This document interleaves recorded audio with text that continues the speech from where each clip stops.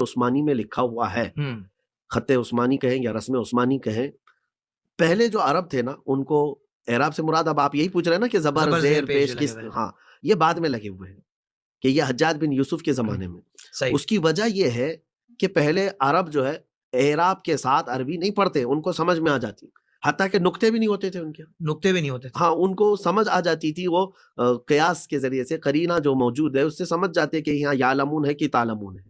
واہ، ان کا سینس اتنا مضبوط تھا۔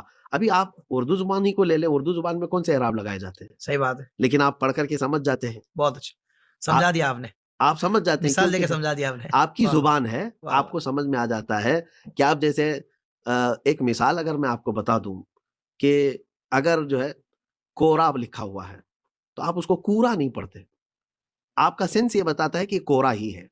واہ واہ، ورق لکھا ہوا ہے، 3 لفظ ہیں، اس پر کوئی اعراب نہیں ہے، واو را قاف ہے، تو آپ وہ کتاب کا ورق اس پر لکھا ہوا تھا، آپ ورق کیوں پڑھے؟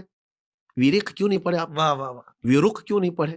اعراب تو کچھ نہیں تھے، لیکن آپ ہنسیں گے، کہیں گے ویرق کیا چیز ہوتی ہے، ویرق کیا چیز ہے؟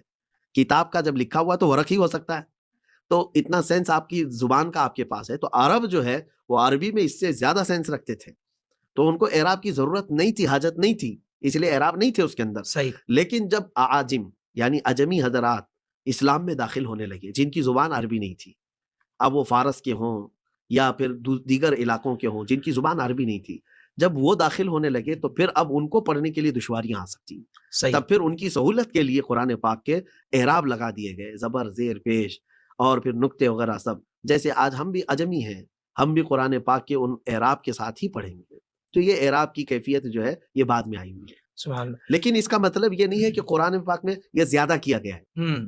اگر کوئی یہ سمجھتا ہے کہ قرآن تو ایسا نازل ہوا تھا اور ابھی یہ اس شکل میں، اس کو اگر کوئی یہ سمجھتا ہے تو میں اس کو بیوقوف سمجھتا ہوں، یہ قرآن کے حسن کو بڑھایا گیا ہے۔ سبحان اللہ، اور ایک چیز جو ہڈن تھی ہاں اس کو ظاہر کیا گیا ہے۔